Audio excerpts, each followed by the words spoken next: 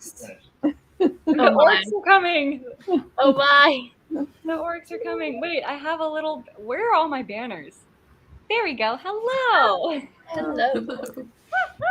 Hello, everybody, and welcome to this Lord of the Rings live stream. Woo! I don't know if y'all could tell, but I did find a picture of the Shire. It's amazing. I saw that. It's so cute. That's what the background is today. Perfect. Because I absolutely adore the Shire, but we'll also talk about that a little bit later. All right, does everybody want to go around and introduce yourselves real quick? I'm sure. You want me to go first? Sure, we can go in a circle. Okay. My name is Becca. I was going to say Becca C. Smith. It always sounds so weird when you say your whole name. You know? I know. Becca C. Smith. Like, that's how I introduce myself. But I'm a writer, a crafter, and I have a YouTube channel, and where I just talk about a lot of things, but mostly writing. Oh, kitty! Sorry. Oops. My bad. I love that. Oh, I was done, so it's perfect. Actually, perfect. No, you're good. Okay, so my name is Charlotte. You can call me Charlie. This is my cat. She's protesting about everything in life right now. And I have an AuthorTube channel here on YouTube. And that's that. Okay. And I post videos about writing and journaling. So yeah, that's me. My name is Aubrey Rose. I'm a writer and a musician. I also have an AuthorTube channel. I haven't posted on there in a little while. I mostly do vlogs. Vlogs are fun. Yeah. They are fun. I haven't done one in such a long time. I should probably do one. Well, hello, everybody. I'm Madeline Monahan. I am I got to get my prop ready for this. I'm a writer, actor, and cat mama. And yeah, today we're talking about Lord of the Rings. Yes.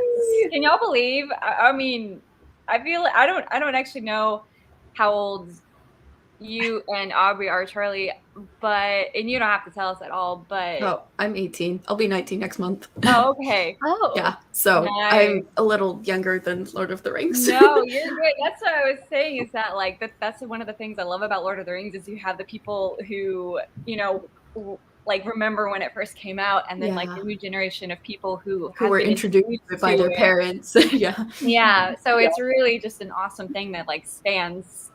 So it'll be fun to talk and like, see what everyone's differences are. So I do have a couple questions I'm going to throw up here. Let me see. Let's start with this one. Because I feel like this is important because 2001 was when the world was introduced to Lord of the Rings, the trilogy. Right. So the question is, when were you personally introduced to it, and how, I guess? Did I write how? I did write how. Yes. We are authors here. We know how to write. Yeah, sometimes.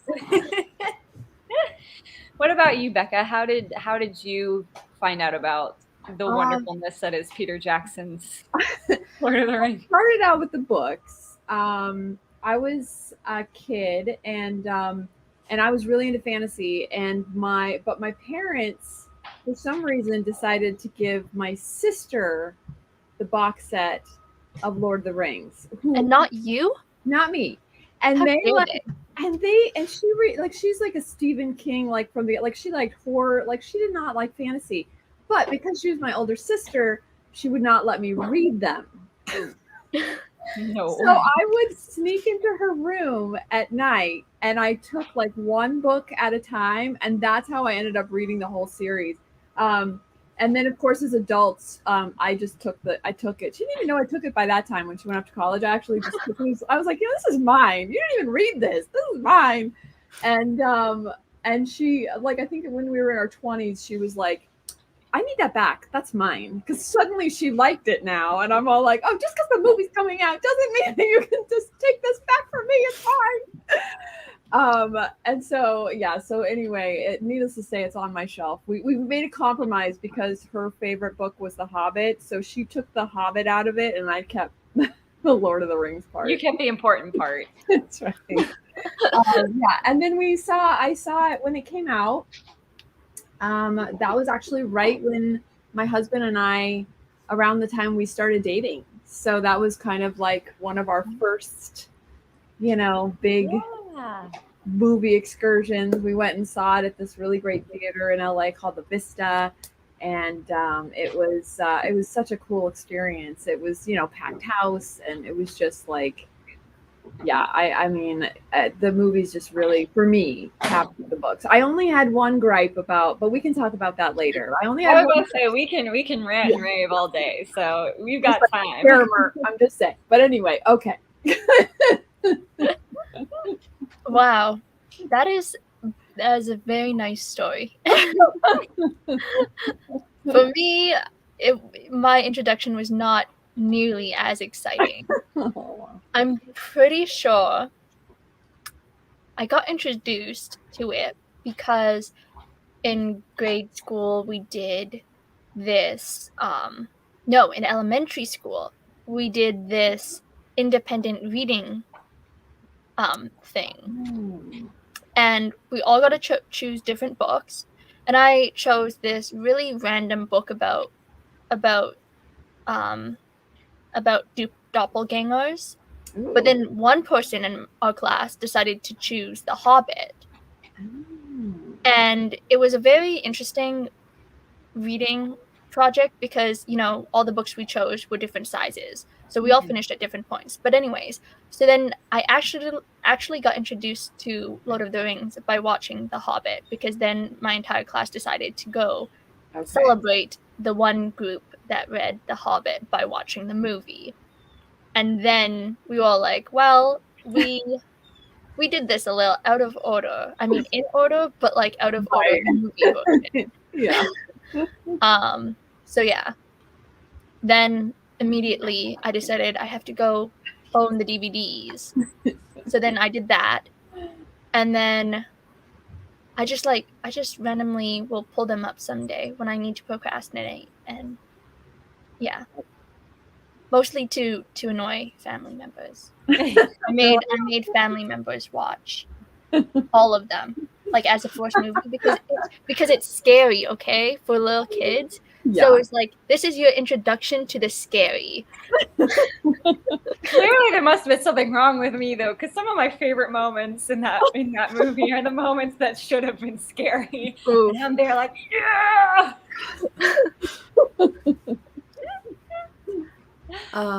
Yeah, so my parents are actually bookworms. So my dad would read books to us, and he read The Hobbit and The Lord of the Rings and the Harry Potter series to us. So we would read the books, that was our rule, and then we would watch the movies. So we all watched the movies together as a family. I think I was probably 12 or 13 when we first watched The Lord of the Rings. Oh. My youngest brother it was a little scary for him, so he was in the other room watching his stuff, and then we were watching Lord of the Rings. But yeah. That's awesome. See, the weird thing with me is that when I was little, the Wampa from Star Wars used to always scare the bejesus out of me. Really? But then Lord of the Rings came out, and there's a big fiery Balrog, and I'm like, this thing is awesome. Look at this. So clearly, something snapped in between my first viewing of Empire Strikes Back and Fellowship of the Ring. But I was introduced to Lord of the Rings really, I think, around the time that it came out. I think it had already come out on DVD by the time I saw it. But my mom is a huge still Tolkien fan. And so she read all the books and she loves it. And she knows all the lore of Middle Earth. And she didn't want to take us to the movies originally because she thought they were going to be too scary for us. Yeah. And then we were over at our family friend's house one day, and we kind of got away with watching a lot of movies at their house because a lot of them were older than us. So they would choose the movies, and then we would just sit and watch them with them. Right. So my mom came downstairs while we were all sitting in the living room watching the first Lord of the Rings or watching Fellowship of the Ring, and she comes down and she sees us all watching this epic battle scene, and orcs are getting their heads chopped off, and me and my older sister are just and she just goes, okay, I guess we can watch Lord of the Rings. She's probably inside so happy. She's like, yes. Yeah. She's like, my kids aren't scared of this. Hallelujah. But yeah, and then we found the extended editions, and now the theatrical versions they're ruined. There's just so much missing from them now. Feel like I need more. Oh man, but Becca, I'm curious to know what the gripe is you have. Yeah. Is it just with the Fellowship of the Ring, or is it with the Lord of the Rings trilogy as a whole? Oh no, Fellowship's actually my favorite. I said it's Faramir, the character Faramir, which is Boromir's brother. They did him dirty in the movies, and it's like he was one of my favorite characters in the book series. So like I couldn't like, and then who they cast, I love the actor, so I was so excited to see, you know, because they had pretty much in Fellowship went straight from the book, yeah, you know, except for the Tom Bombadil and stuff like that. But you know, yeah, it's Tom. But so I was like so excited to see one of my favorite characters and what I remember from the book, and it was just nothing. They just changed, and I get why, because you know they wanted to give him more, you know, and they you know, and they needed really, because Frodo and Sam really just kind of wander for a long time, and that would be obviously very boring to watch as a film.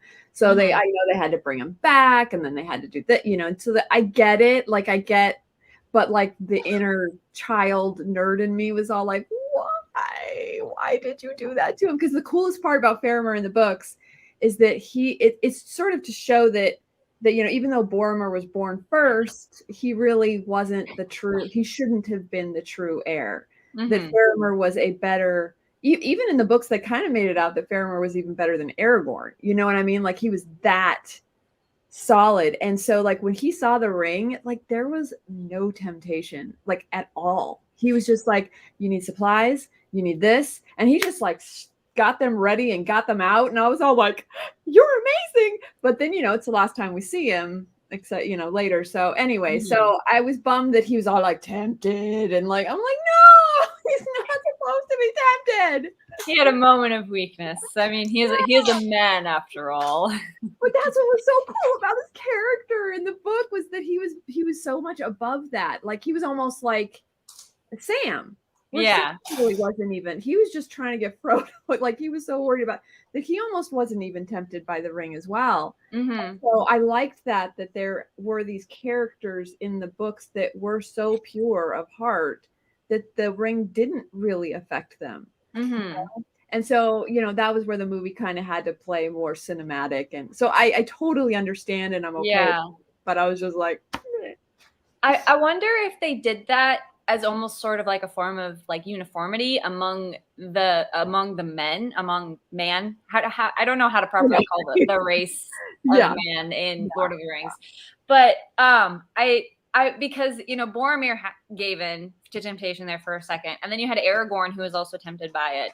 And so I'm wondering if like they were trying to kind of keep that uniformity. I'm sure that there was just a part of them, but the ones who were pure were the ones who could like overcome it. I wonder if that's kind of what they were going for, and that's why they added that for Faramir. But I don't know. He did it in the book, like, so it was like, I don't know. Like, I get it. Like, you're right. They probably just wanted it to be like, well, because they probably didn't want people to question, like, and say, well, why isn't Faramir tempted? Like, I don't get it. Yeah. Then it would answer, like, you'd have all these questions, you know? Yeah. Whereas in the book, they're able to kind of get inner thoughts and describe why, you know, that he is so pure of heart, and that's why he's not tempted. So, yeah, you're probably right. Cinematically, you can't really get into inner thoughts. So it's probably just better for that uniformity.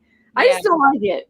But that's it. Mean, I totally get it. Like I totally understand the frustration with it, especially if it's not how he is in the books. But yeah, but like everybody else is like solid. Like, I mean, I saw you know, I don't even want to tell you how many times I've seen these movies. Like, I am over it. Like, I love it. I've seen them way too many times. At least once a year, I do the whole 12-hour marathon. It's so long. So yeah, it's a little bad. It's a little bad. No, but that's funny about Faramir that he didn't. I have to be honest, I haven't read the books. Oh, okay. So, Yeah. So I'm a little bit like, everything I know about the differences from the books and the movies is from my mother. Oh, my she mom didn't care about Faramir. She's like, whatever. She loves the books, but she also loves the movies. But we'll watch it with her, and no matter how many times she sees it, she'll sit there and be like, oh, they missed this part that was in the book. And I'm like, Mom, you say that every time we watch this movie. We know. I know. I was bugging my friends like when it was coming up on the trailer too, because in the trailer, you know, they have that like where they're walking along the mountain, you know, and you see them on the journey, and I'm all like, they're out of order. They're not in that order in the book. It's supposed to be. And I'd be like, dip. You're like the iconic moment where it's like showing you like the fellowship. In that order in the book. And I don't know why. What was the order supposed to be when they came over that hill? Because I don't even remember now. I just remember I had like, you know, because you know how you want to refresh your brain right before the movie. So I reread the books, and then the trailer came out, and I was all like, wait a minute. That's not right. But I probably couldn't even tell you now. That's the funny part.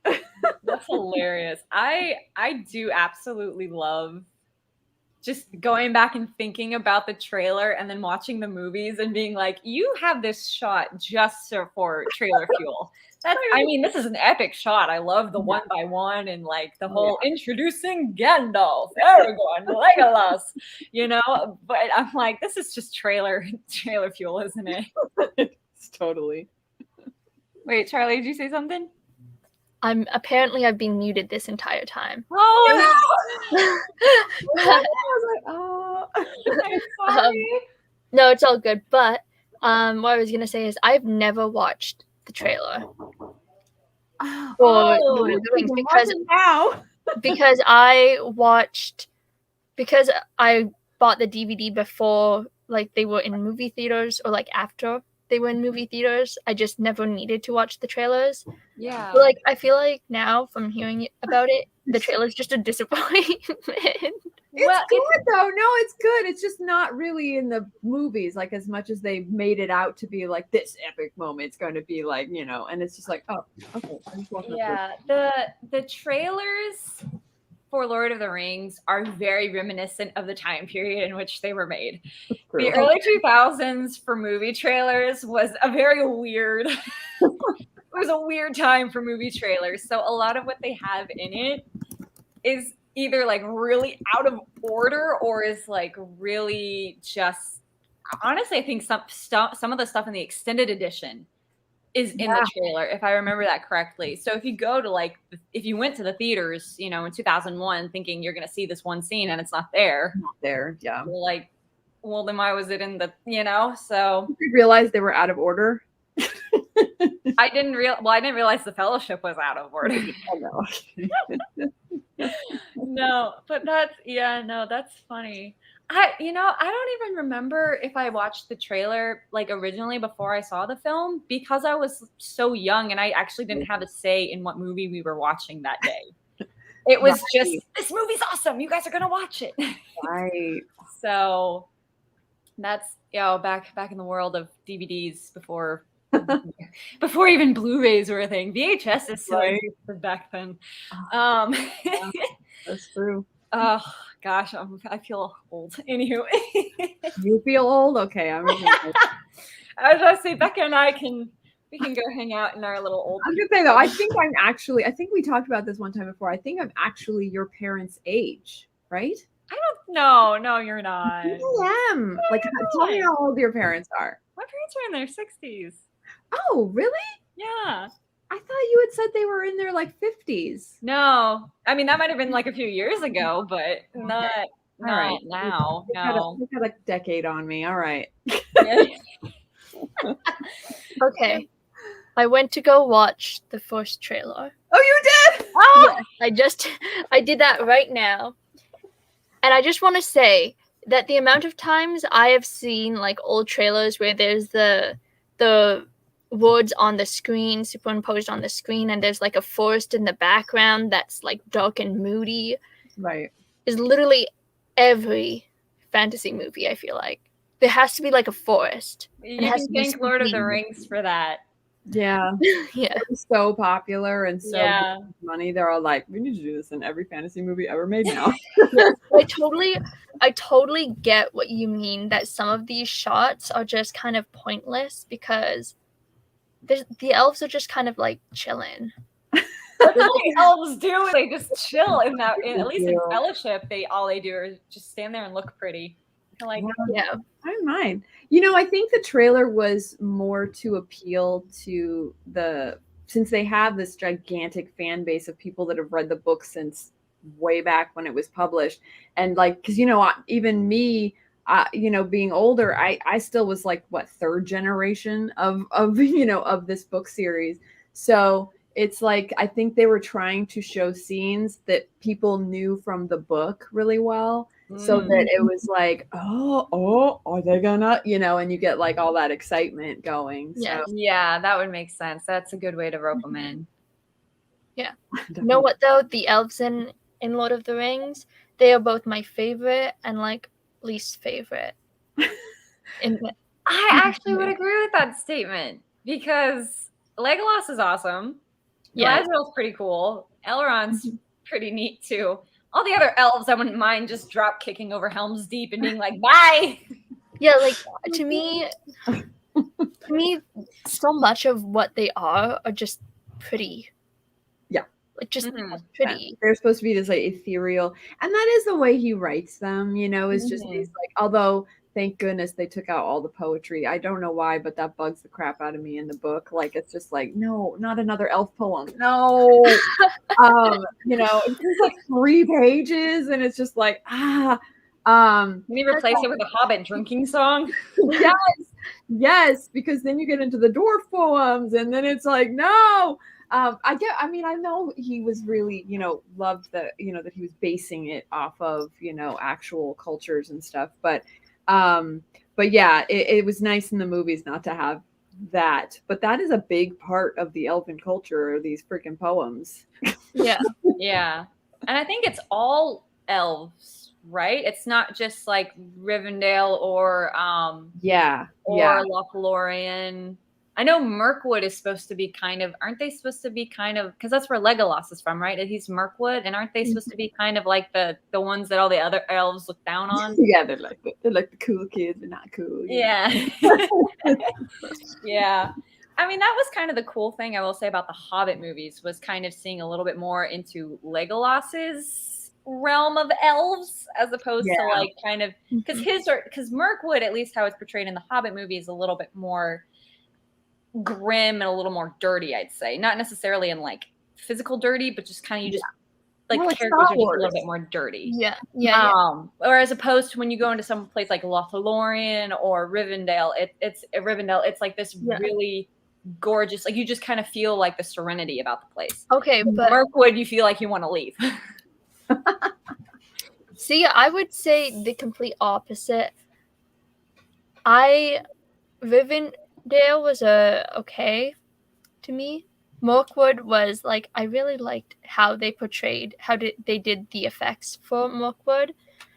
But then the other place, I was like, why? To me, it was just kind of, it just looked like they just added way too much exposure on characters.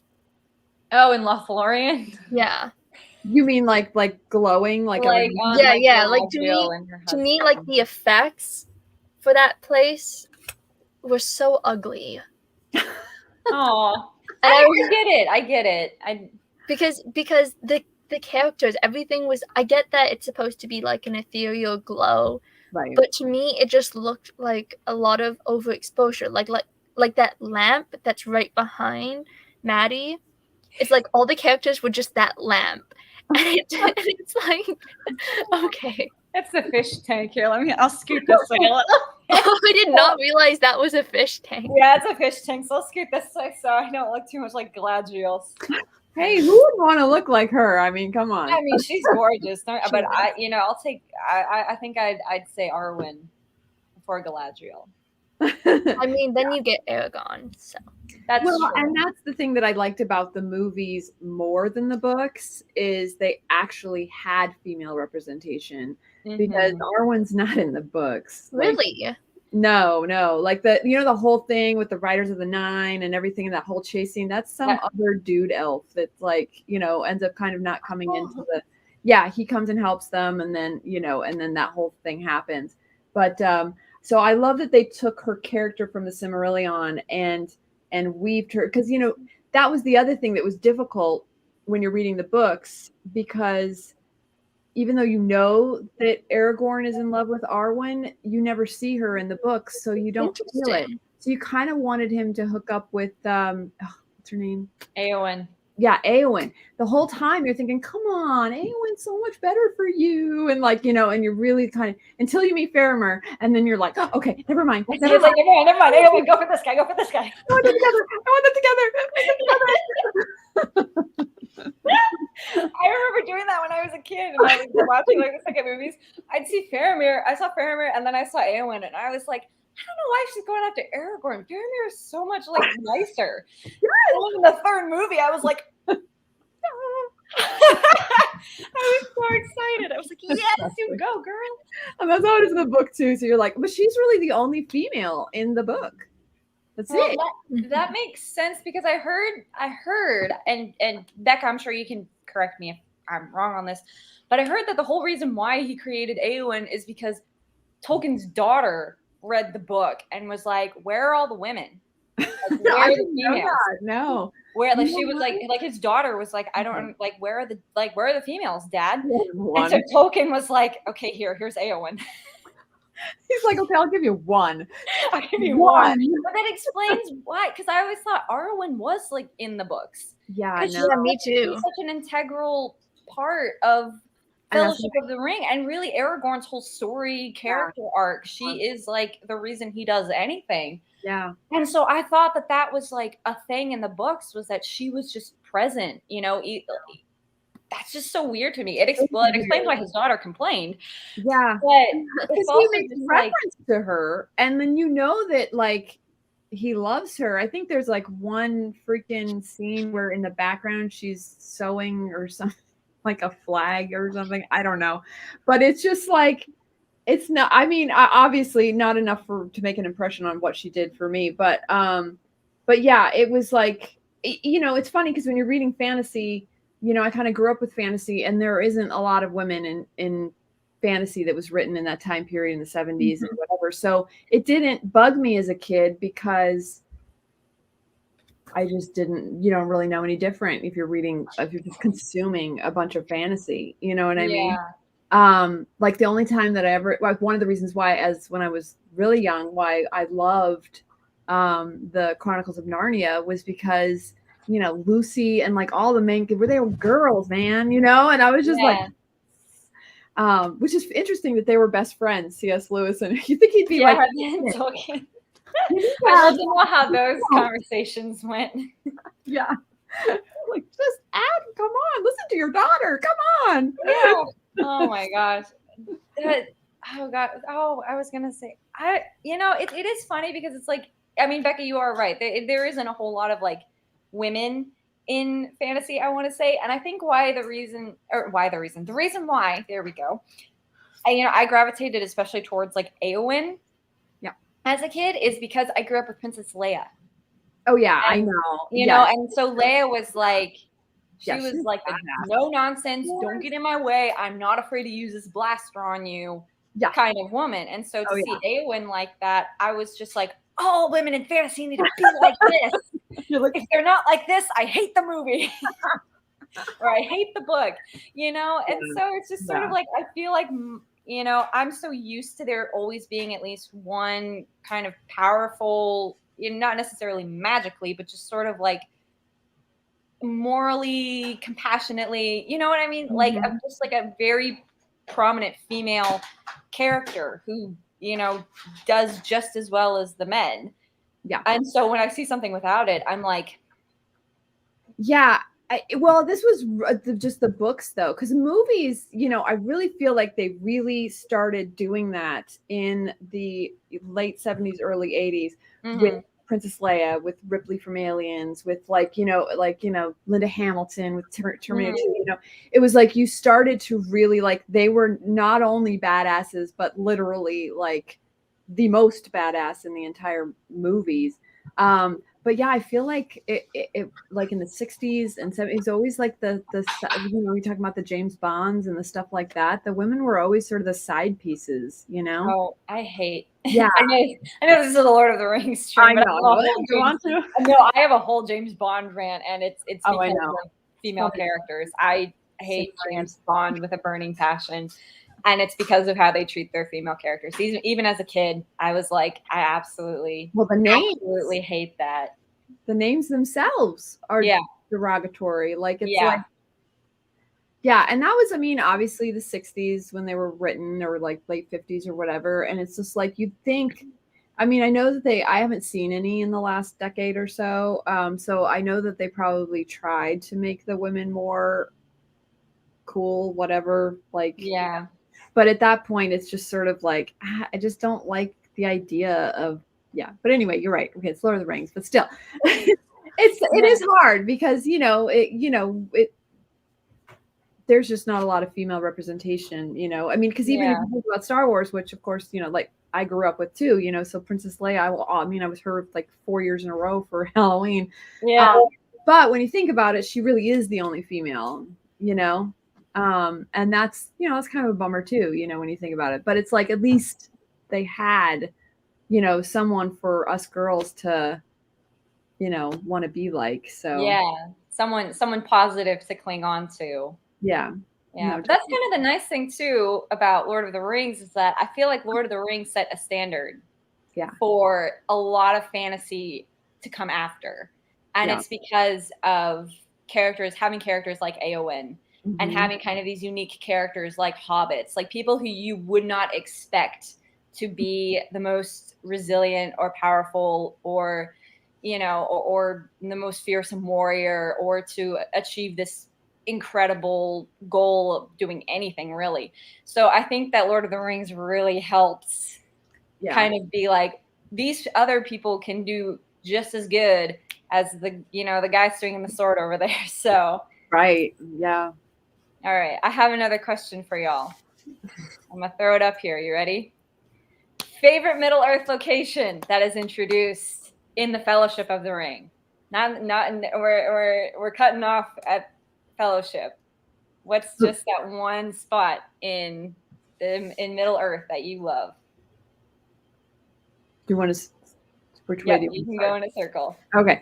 I like the Shire, just because it's like, I don't know, the music. I hear that music in my head anytime I like want to feel comfy, or I'm like, I'm like, like my friend actually, Brian, I put it on my Instagram today. He did. He plays the violin, and he was doing it for oh my God, that honestly, even in the books, I would say the Shire, just because of the way they describe it, and like, I mean, who wouldn't want to have like those adorable houses that are like underground, like on rolling. I still want to go there someday, like, because they still have it. Like, that would be amazing to me. But I'd say the Shire. What about you, Charlie? I actually am not sure. I mean, the Shire is beautiful, but I feel like not enough happens there. You'd be like bored. Like, okay, I'm totally that type of person who will look at those videos on YouTube where people are like, let's go live somewhere we've never lived before. For example, a hobbit hole, right? And they always look so cool. But then, in the movies, it just, I think the amount of time that's actually spent at this hobbit hole Shire is like 10 minutes, maybe max, spent. You can correct me if I'm wrong. I could honestly be wrong, but by the time, it doesn't feel like a lot. And I mean, everything kind of happens after. So I feel like, I don't know. But then there's other places that are more beautiful, but they're also kind of creepy. So, and I mean, do I really want to, if I had to live on Middle Earth, would I want to live somewhere that's creepy and I have a higher chance at dying?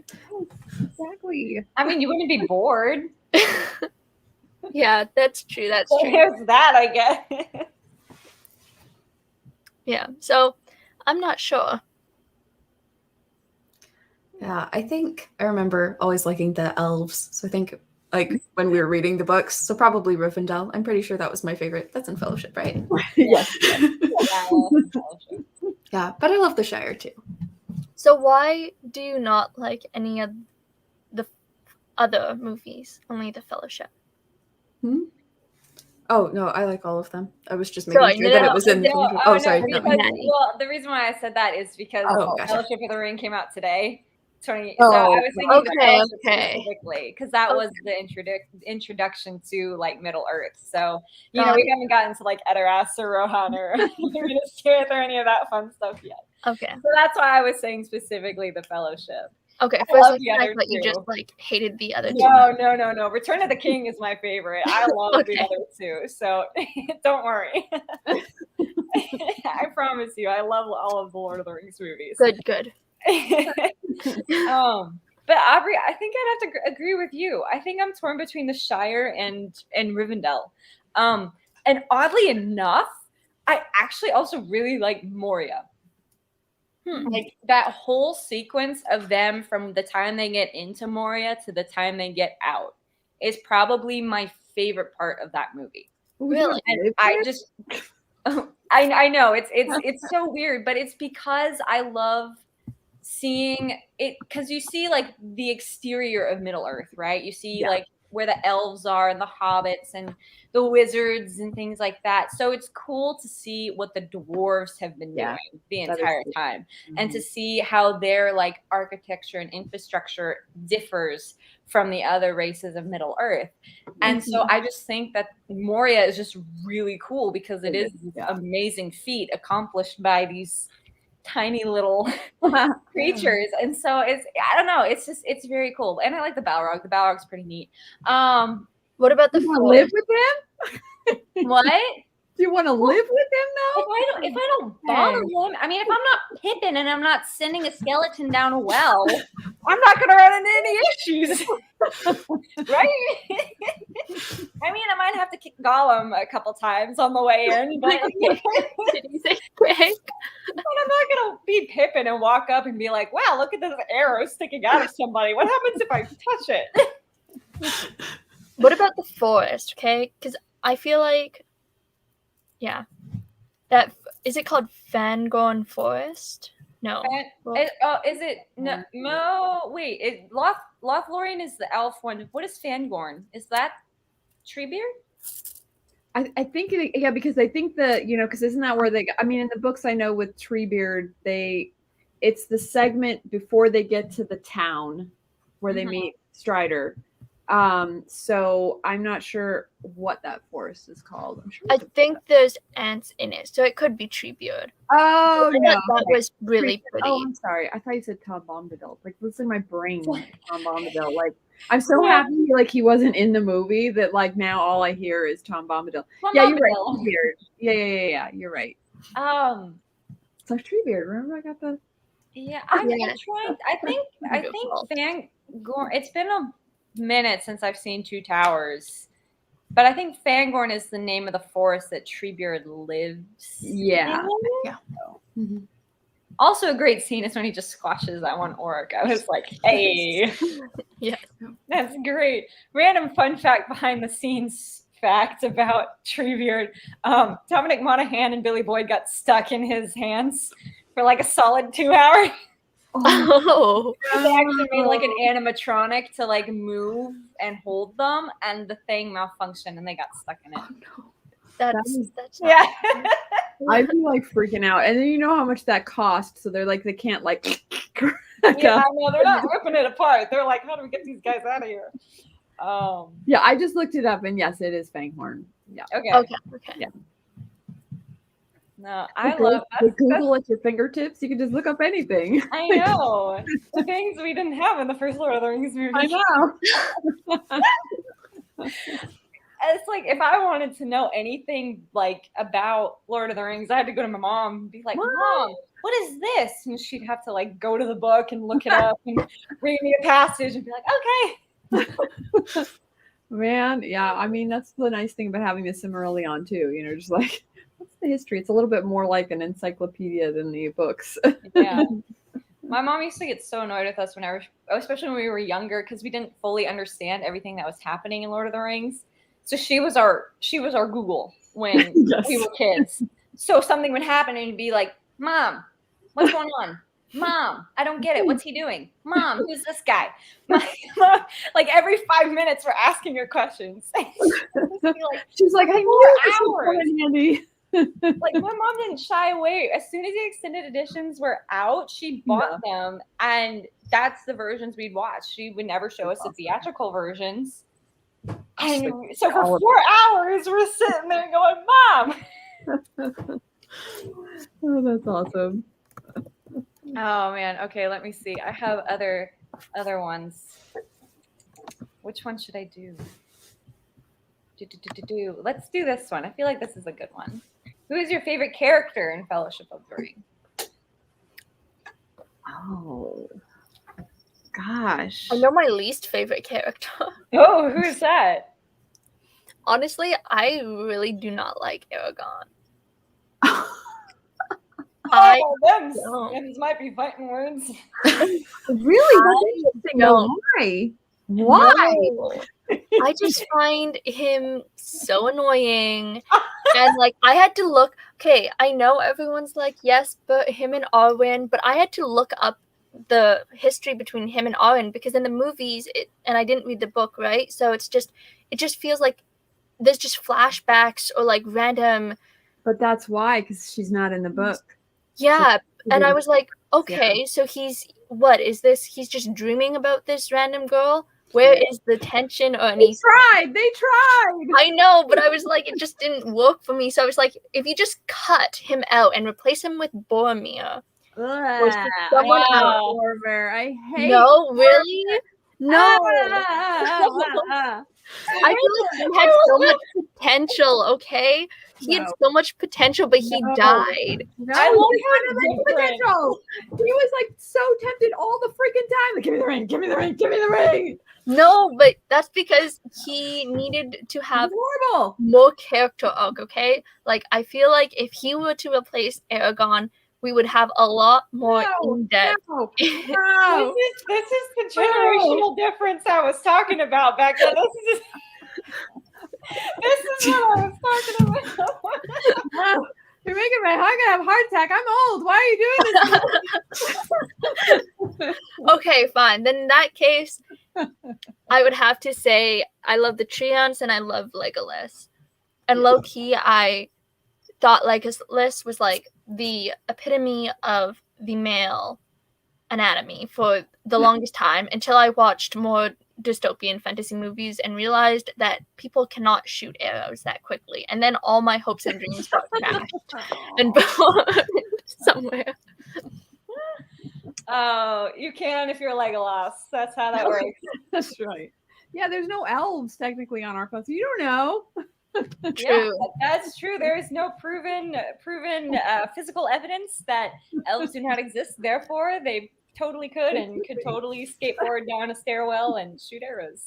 You know what? For the longest time, I had this book called Eragon because Eragon is a series, a book series. Yes. Oh yeah, the dragon one, right? Yeah. And I haven't read that book series either, even though I own a couple of the books.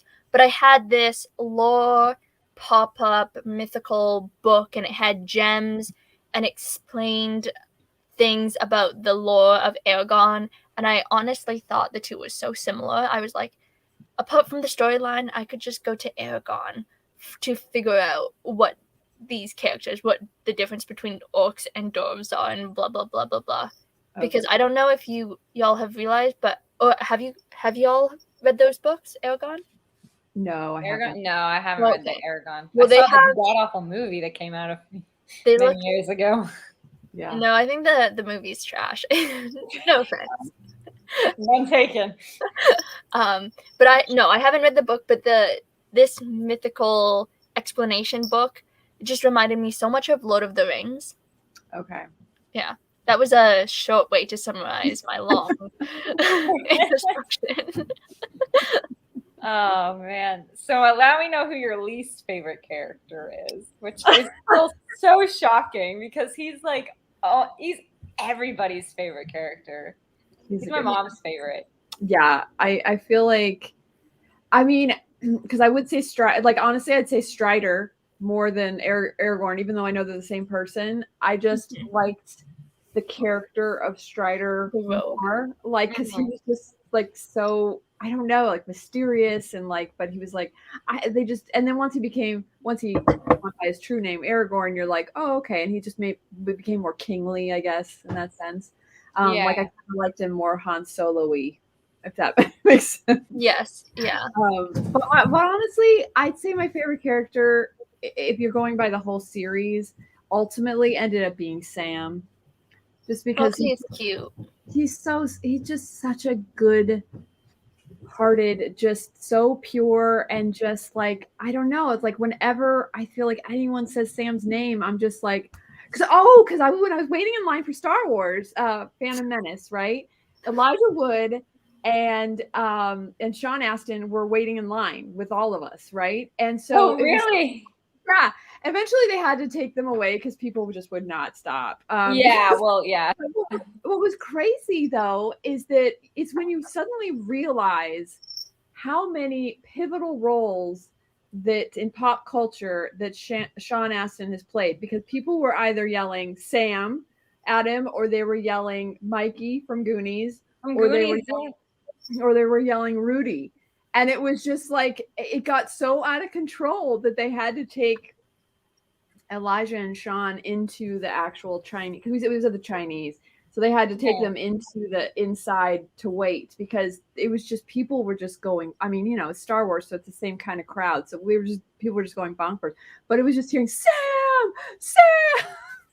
more even than Frodo. I just think it like resonates with people, you know? Yeah.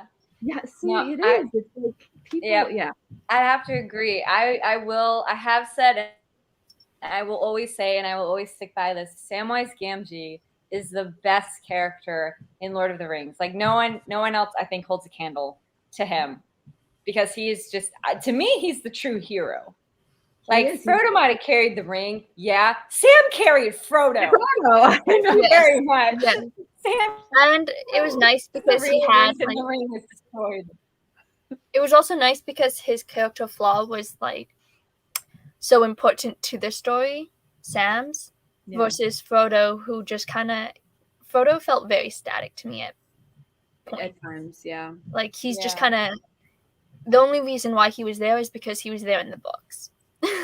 Well, or just because Bilbo was his uncle. Like, I mean, yes, true. Yeah, it was like, you know, Bilbo found the ring, and Bilbo's too old to do it, and Frodo was, I mean, I love Frodo, but but I was saying, it's just like even just waiting in line to get into the movie, the fact that people seeing Frodo, they love Frodo, it's not that, but Sam is just like, the Sean Astin has a way also, like, not just the character of Sam, but Sean, who played him, was the perfect casting, because you just want to like him, and even when he's playing a bad guy, like in 24 or whatever, you just want to like him, you want to trust him, you want him, you know, to be a good guy.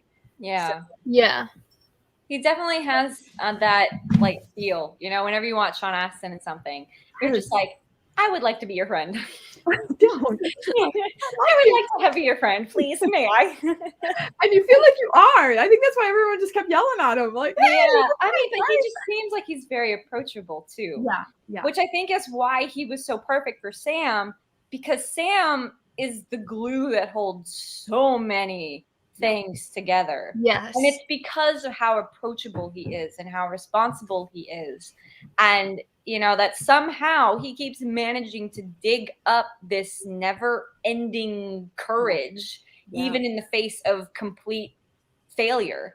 And you're just like, I don't know where is this coming from, but I want this. Like, this is infectious. I'm just going to go hang out with this guy. That's Samwise Gamgee. Yeah. So, yeah, I don't know. Aubrey, what about you? Who is your favorite character? When I first watched the movies, Legolas was my favorite, but now it's definitely like Pippin, Sam, Mary. Yeah, those are my that trio there. Those are my favorites. Pippin's a good one. Pippin used to be my favorite when I was younger and just kind of like slapstick. And then when I got older and learned more about character development, I was like, Sam. Yeah. Not that I don't still love Pippin. But the foursome is pretty amazing. Yeah. Yeah. Because that's when you see the bonds of, because like what you were saying about Sam, it's all like everything just keeps, the hits just keep on coming. But for him, it is about love and friendship, and he cares more about Frodo than he does about the stupid ring. Mm-hmm. Like it's like, yes, he wants to destroy the ring so that the world can be a better place, but he's picking up his best friend because he wants him to survive. Like it's just like, that's why you're like bawling like crazy when he's like picks him up. You're like, oh my god. It's just yeah. I mean, he really is. And the fact too, also, just I think most people in most situations, when they're caught eavesdropping on something and are told, hey, now you're gonna go on this crazy journey with this guy, most people would be like, nah, I'm good, thank you, and then go home. Sam was like, yeah, okay, let's do this, and he just gets his bag ready and he's like, all right, let's go.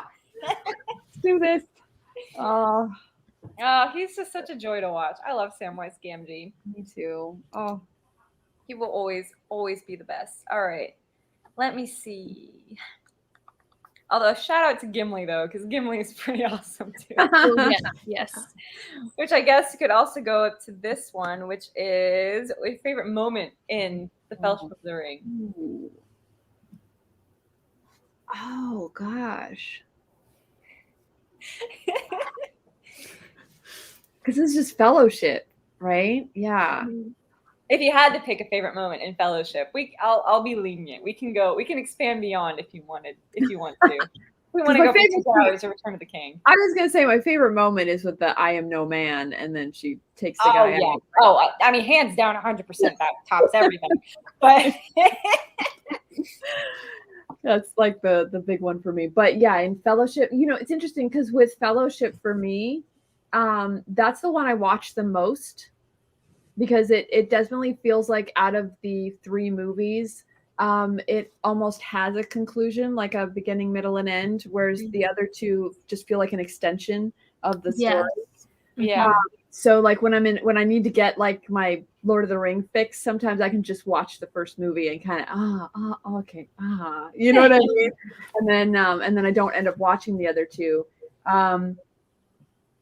But I don't know, man. There's a lot of really good moments because I like some of the scary moments. Like I like it when the Riders of the Nine, like that was such a cool visual representation of them. Mm-hmm. Oh man, I don't know. I can't pick one.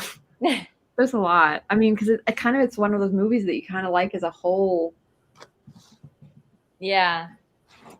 There are a lot of good moments in it. So I know. I'm sitting over here going like, why did I ask this question? Like, I have about 20 of them, but I'll try to narrow it down. What about you, Charlie, if you had to choose? Oh. I liked right before this is a very, very like boring part of the movie, I feel like, compared to other action scenes, but I really enjoyed it when they were sitting outside the gates of Moria and they were trying to get in. Oh, I just thought there was so much tension, and I was looking, I thought there was like something about to happen, and I was really looking forward to what was to come, and like I was sitting on my edge of the seat at that moment, which is why I think it's my favorite, even though realistically not much happened compared to when they get inside and everything else before and after. No, right. I mean that is a good moment because the way it's shot and the way it's paced, it does create that buildup of there. It's kind of humorous because Gandalf is sitting there getting annoyed that he can't figure out how to get in. Yeah. But at the same time, there's still that ominous feeling that something is not quite right about it. So you kind of have a good mix of like that humor, but then also the mystery, and that creates, I think, a good tension. So I don't blame you. It is well paced. Yeah. How about you, Aubrey? Yeah, I like pretty much any scene that Pippin does something, you know. The thing that I was remembering the most was like when they're running from the ring wraiths and they fall down like this little hill. He says, "I think I've broken something," and he pulls out the broken carrot. Yeah. It's like, I don't know. I'm pretty sure that's my mom's favorite part, and so she always laughs. I love that. That whole sequence is just very funny. It's a very Hobbit scenario, I feel like. Mm-hmm. So, I agree with that. My top two favorite moments, they're actually both that contain Gimli. Oh. And the first one is when after Frodo has said he's going to take the ring to Mordor and all that, and everyone's going, "You have my sword, and you have my bow," and Gimli comes in and he goes, "And my axe," and then the look on Legolas's face when Gimli says that is just priceless to me. Like, it will never not be funny. Just that look of, dear God, why? And then the second one would also have to be when they're in the Mines of Moria. And Gimli says nobody tosses a dwarf. Yes. And proceeds to jump and fail to get all the way across. Mostly because it's followed by the events of Helms Deep, which is why I need you to toss me. Right. So I don't know. Like, I just love the little kind of humor that they throw in, especially between Gimli and Legolas, because it's like, even though they become friends, there's still this kind of competition between the two. Right. Yes. You know, they're constantly like, "I like you now, you're my friend, but I still am going to think that I'm better than you, and I'm going to prove it, and here's why." So anything with those two, I just think is hilarious, especially like when they start counting. Yes. That's like my favorite part. I think it's my favorite part because I remembered it from the books, and then it was in the movies. I'm like, I love this part. Yeah. I mean, I know one of my favorite lines in Return of the King is after Legolas has taken down the entire Olivant, and he slides off, and he's there looking all cocky. And Gimli just stares at him and goes, "That only counts as one." Yes. Yeah. I love that part. I adore that so much. Oh my gosh. And then in the book, when they leave Bree, Sam and Bill's response to Human Bill. In the movie, the one line. Oh, they have a cave troll. That is a good one. Yeah, the Bill they underdid in the movies. There's actually, Sam has a really, again, because Sam is amazing and one of the best characters ever, but he has this really beautiful relationship with the donkey. And when they're going to go into, you know, the underground, they have to, you know, he has to let the donkey go and, you know, hope that the donkey will make it back home to the Shire. And it's actually really freaking sad. Like, it's like, Bill, you know what I mean? That does sound sad, yeah. Because, you know, Sam is the only one who's hurting about this. Let's face it. Everyone else is like, it's the donkey. The only thing they're sad about is that the donkey's not going to be carrying their stuff anymore. But Sam and Bill, and it's just like, it just again shows you his empathy and his, you know, the love of animals as much as, you know, for people. It's just Sam. He's just a very well-rounded character. Yeah. Samwise Gamgee for the win. Yeah. I do love the they have a cave troll. I know, I do. They have a cave troll. A cave troll. Like, of course they do. But again, that also falls into the whole Mines of Moria, just that whole segment. Like, so much happens in it that it's just really, yeah. If I could count that whole sequence as a favorite moment, I know, that's what I mean. It's like, it almost feels like it's the whole scenes as opposed to, yeah, definitely. Yeah. Also, I love this. Sean Bean at his best. Yes, I do love that. That actually helped me a lot because I did not like, as you saw earlier, I did not like Boromir's character at all. But they cast Sean Bean, and that did make me like him more than I would have, because I was just ready to nope. I hate Boromir. I don't like that. I was so happy when he died. You know, I was just like, thank God he's dead. But then when they cast Sean Bean, I know what you're talking about, because when he's about to die, like, I'm actually like fucking crying. Like, I'm like, Sean Bean can make me cry, even though I thought his character was too flawed to like. but like he's such a good actor. I love him so much. Yeah. And that's the amazing thing too about the Lord of the Rings trilogy is that I honestly can't think of another movie series or movie trilogy that is as perfectly cast.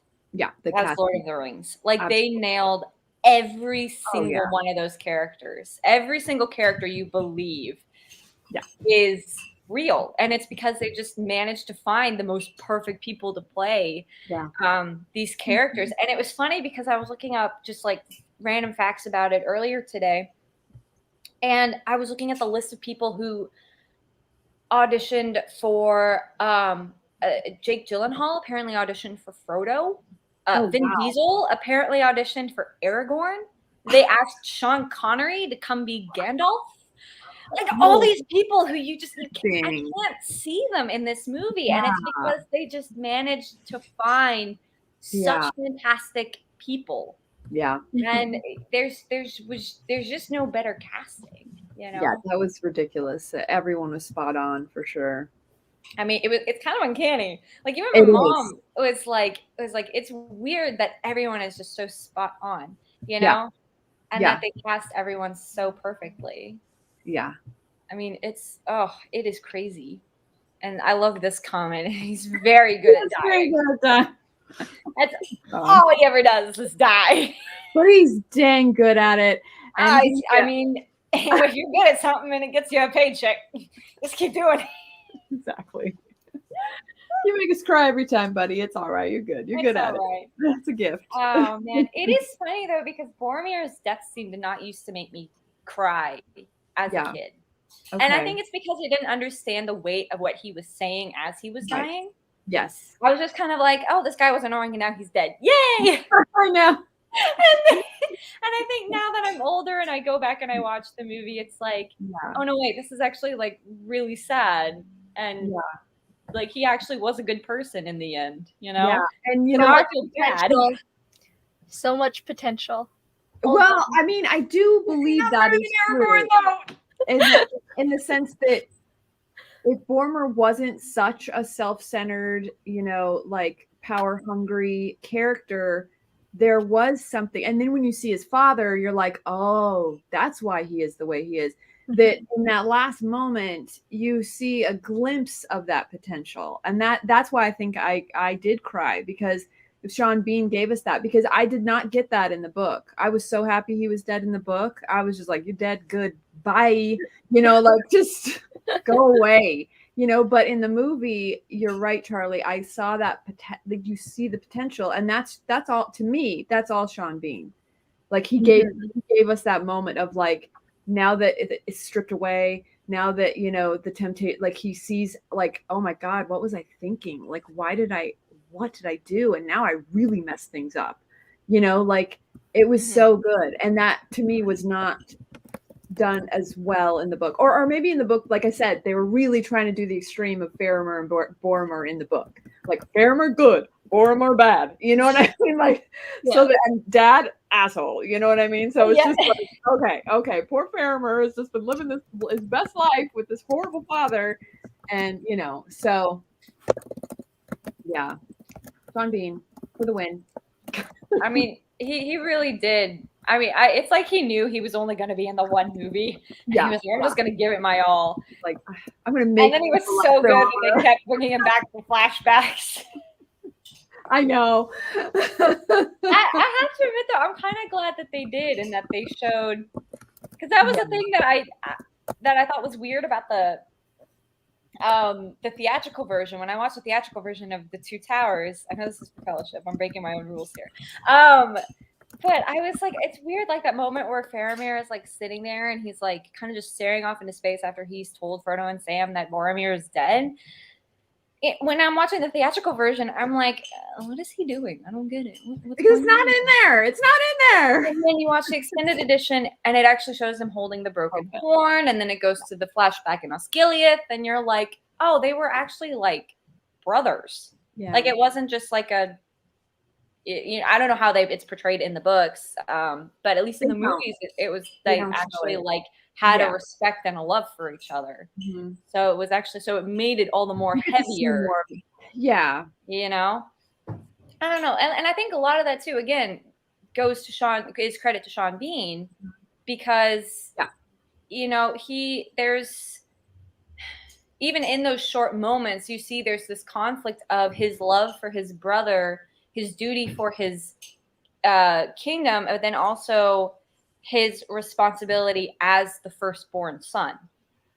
And you sort of get a mix of all of that. And I think Sean Bean is very good at showing that conflict. Yeah, for sure. Like, I feel like you really get that depth that, for me, wasn't in the books, because they didn't tap into it. Like, at least in the movies, they could explore that, especially since they brought Faramir out from, where he was up in the, with his crew in the book, so yeah, no, I agree. But I give all credit to Sean Bean, because I just didn't feel any of that in the books for Boromir. Yeah. It's funny too. It's like when you watch it when you're younger, it is like, it is like you don't really fully understand it. And then and then when you see it again when you're older, and you're like, oh, okay. Well, now I feel like a terrible person. Thanks. Yeah. Oh man. But I don't actually have a little banner for this, but I am kind of curious now, since we're talking about Boromir. Who is everyone's least favorite character? Charlie, you don't have to answer. We've already established that.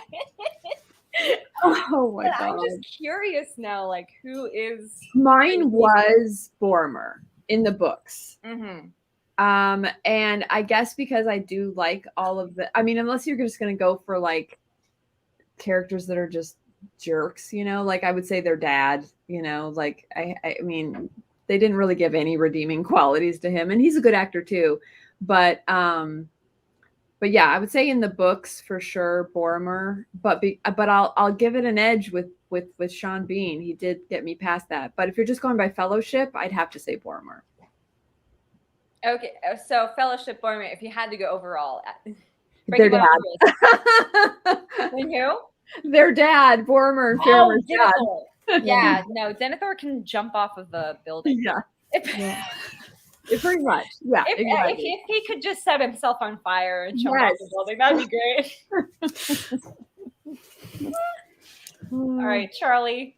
I know you said Aragorn, but is there anyone else besides the wonderful Viggo Mortensen who you do not like?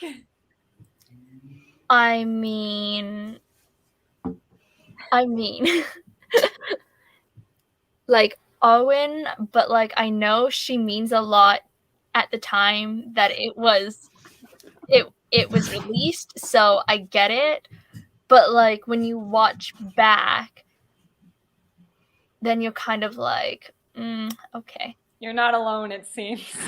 Yeah, see, like it's like good try, definitely good try, but we like needed her to be in there. Yeah, I know what you're saying. It's like unfortunately they didn't have a lot to pull from. They just had the Silmarillion, and so they're really trying to make her character as three-dimensional as possible. But when you got nothing and you don't want it to interfere with the actual story itself, you're right. They had it. I feel like they did a good job, but Well, unfortunately, they couldn't just kill her off like they do in Game of Thrones. So. No, yeah, they could not. But that's a whole other conversation. This isn't George R.R. Martin. Yeah. We're not doing a red wedding here. Thank you very much. What about you, Aubrey? If you had to choose one person or multiple, I don't know. Yeah, I don't know. Like, especially for the Fellowship, I don't know that one exactly. But I don't like Denethor either. I feel like everyone hates Denethor. But it's also at the same time as like, but he did such a great job that you're supposed to. I don't know, but that's true. That's true. Yeah. Also, don't like Wormtongue. But yeah. He's not a fan favorite over here either.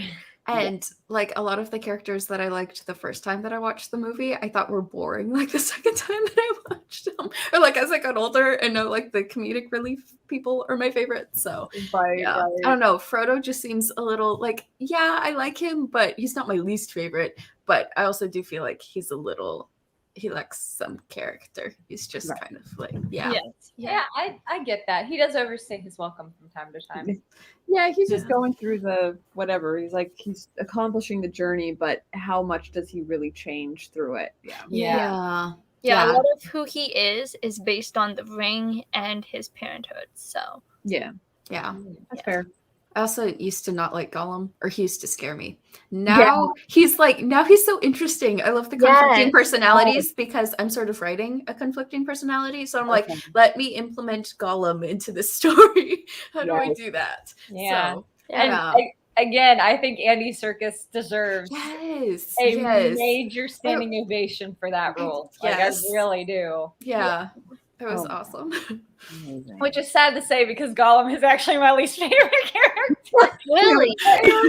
But I appreciate, here's the thing, Gollum is the character, but I appreciate everything Andy Serkis brought to the character. But I appreciate Aragorn too. Huh? I appreciate Aragorn too.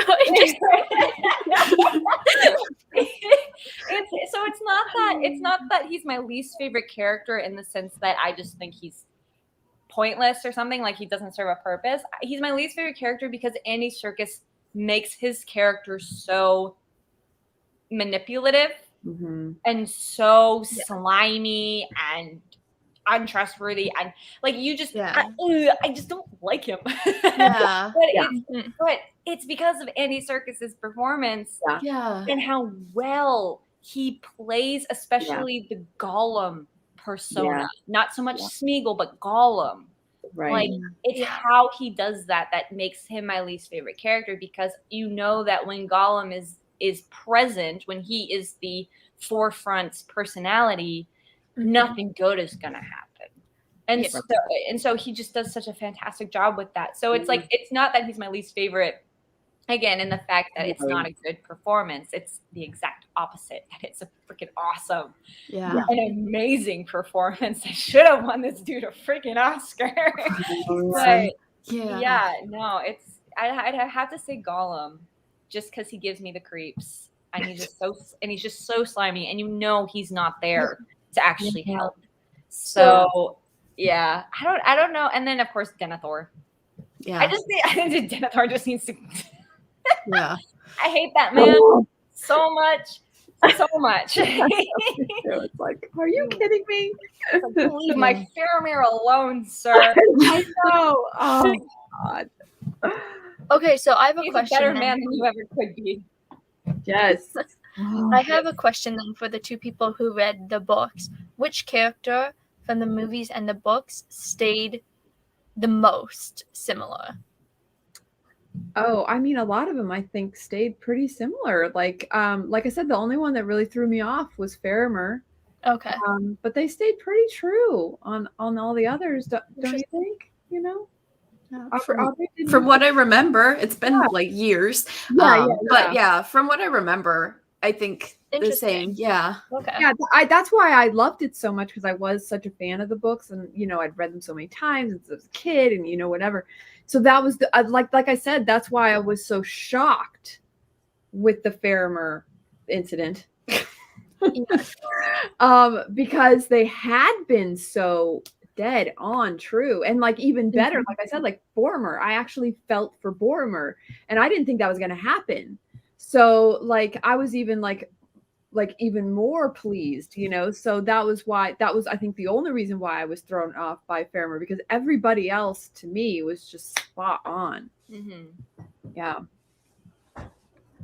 I feel like that's something too that a lot of people can't say, is when they read a book and then go see the movie adaptation of it and say they only got one character wrong, or they only messed up with this one character. And they really didn't mess up. I like I said, the screenwriter in me is all like, I totally get it. Like, I forgive you. It just sucks as the book lover that wanted Faramir to just be like, no. But yeah, it's like, especially when you do try, do the, you know what I'm talking about, because you read screenplays too. It's like you kind of you know why, but sometimes it doesn't matter. Like you're still hurt by it. I love that you give Frodo more of a personality. That's what I heard in the books too from my mom, was that Frodo's a little bit more, I don't know, more of a person, I guess, in the movies than he is in the books. I don't know. Interesting. I don't want to say like a person, but you know, like he's got more layers to him than I think he originally does in the books. Yeah. According to my mother. Yes, I agree. That sounds kind of scary to me. I don't remember that part. And I'm like, I thought in the movie he didn't have much of a character. Like, what is he in the books? It's even worse. And I think that's kind of the sad thing about Frodo too, is that Frodo is supposed to be the hero, and literally no Lord of the Rings fan I've ever talked to has said anything other than Sam is the hero. Yeah. You know, which I feel kind of bad, because it's like Elijah Wood did an I mean, okay, I'm just going to say this for everybody. Everyone did an amazing job, but Elijah Wood did an amazing job with Frodo. You know, kind of going from that wide-eyed youth on this sudden crazy adventure to like, you know, slowly realizing how heavy this situation actually is, and then like almost going to like extreme madness and all this other stuff. Like his range throughout those films are incredible. And I feel like he gets a little bit overshadowed by Sam, because I mean Sean Astin also does a fantastic job, but the difference is that Sam doesn't go through that range that Frodo does. Yeah. And so I feel like people latch on to Sam because he's kind of the more like, I'm stressed out in this scene. I saw, hi. He's like stressed out. If you're stressed out and Sam's in the scene, you're like, I'm just going to hang on to this guy. Hello. And Frodo, you're kind of just like, you get stressed along with him. Yeah. So it's almost like it turns you off to his character. Yeah. And, you know, I'll admit there are moments where it's like, I get really annoyed with Frodo. I'm like, dude, just shut up. Like, just stop. Yeah. But again, a lot of that I think has to do with Elijah Wood's character portrayal, because it's not necessarily Frodo, it's the ring. Yeah. Absolutely. And so, but I think that's something that people forget. And so they get annoyed with Frodo. They latch on to Sam, and then they just sort of miss all of this other transformative stuff that Frodo is going through. So I feel bad for Frodo, because like I don't want to hate on him. No. Well, yeah, I mean, when you think about it, we don't, in the movies at least, you don't meet Frodo until he has the ring, basically. Yeah. So, I mean, we don't know what he really, I guess, is without it. You kind of see glimpses of it beforehand, like when they're at Bilbo's birthday party and things like that. But you're right, we don't see like any of the years before he's suddenly thrown this item of great significance, you know? So you don't get to see that other side of him very much. I think it doesn't help too that when Sam takes on the ring for quite a period of time, that Sam doesn't turn mean or evil or any of those things like that happens to most people to hold the ring. And to give Bilbo his credit, neither did he really. He kind of maintained a normal life. He wasn't holding it all the time, but he kept it very close, you know? So it is interesting to see how the ring really corrupts certain types of people, and how fast and how, you know, or how slow it actually takes. Yeah. Especially, I think it's slower for a hobbit, right? That's why Gandalf. I think so, because they're so pure-hearted. Yeah, exactly. Yeah, but you see more of like, but you're right. You do see more of like how the ring transforms Frodo, but it's because he's been carrying it for 3 solid movies. You know, and so. But didn't Bilbo have it around his neck all the time? Or am I remembering wrong? I think Bilbo. Because that would be like 80 freaking years. I don't think he wore it. I think he kept it close, because I know that he kept it. He kept it in the house. Okay. But I think he kept it not locked away, but just kind of in a nice little place where you could always find it. I was going to say, like, holy crap, he must have been like the best-hearted guy in the world. I know. But what was it? Yeah, I don't think he had it on until kind of closer to that birthday party thing. At least from what I remember, he didn't always wear it. Okay, that makes more sense. So yeah. Oh, hold on, we have an answer. Oh, it was not awake for most of Bilbo's. Oh, he did have it on a chain. Yes. Okay. And and it was in his pocket. That's right. Yeah. Okay. And he barely ever used it. I think he only used it a couple times, like when he wanted to disappear and run away from because antisocial. Dude, I would use the ring for that purpose. If I was in a situation, I'd just be like, bye. I would totally do that. Yeah, I guess that would make sense because Sauron took forever to wake the heck back up. Yeah. He is such a sleeping beauty. It's like not even funny.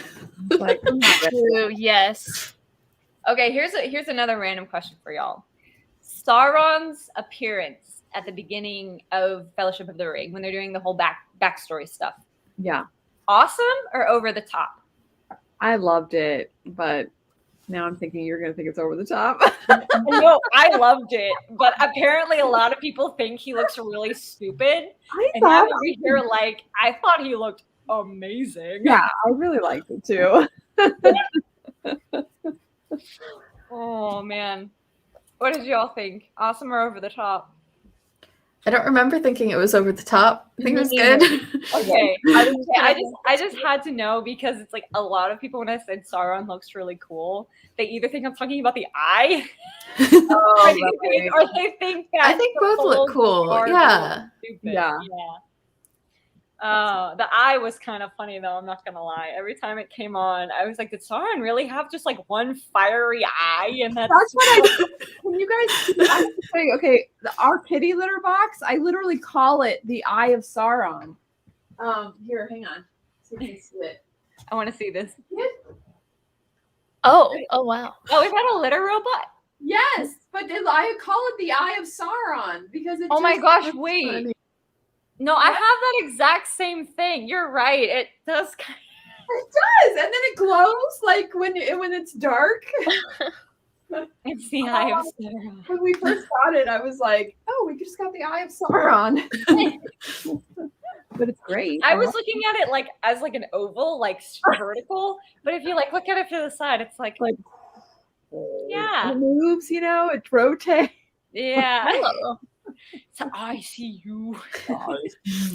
That was the only thing that threw me out a little bit. I remember when I first saw it, when he said that, I see you. I was like, yeah, I was like, he talks like that.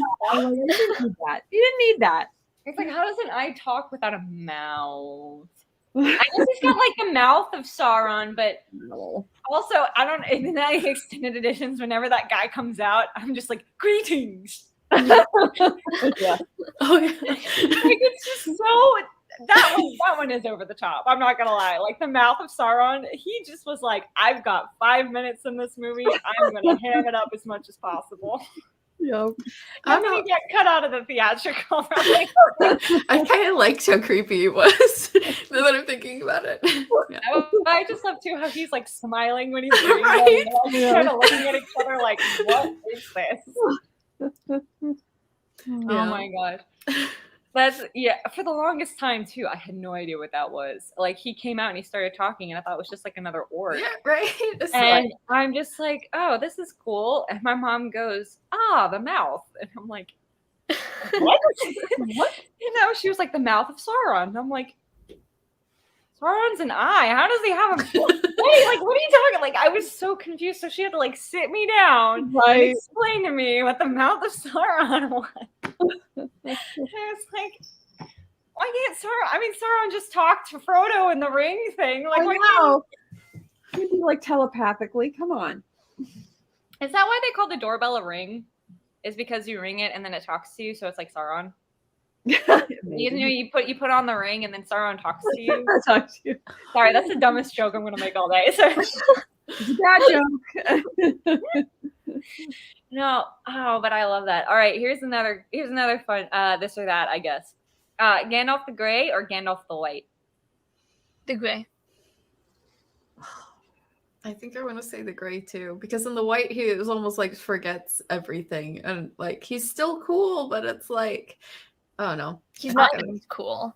I say the white only because when I read the books, I thought he died. Like, Okay. and so I was like really crushed, you know, because I think the first time I read it, I think I was like 9 or something. So it like really, you know, I like kind of what you were saying, Madeline. It was like I don't think I was fully comprehending all the, you know, story arcs and the characters yet at night, but I was so attached to Gandalf.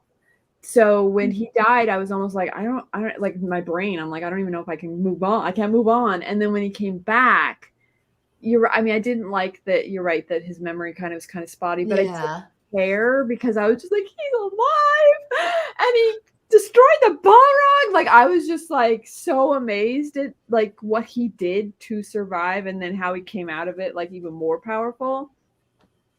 And then I liked all of his like moments, like when he comes in with the, you know, like leading the I don't know. Yeah. So I was yes. Yeah.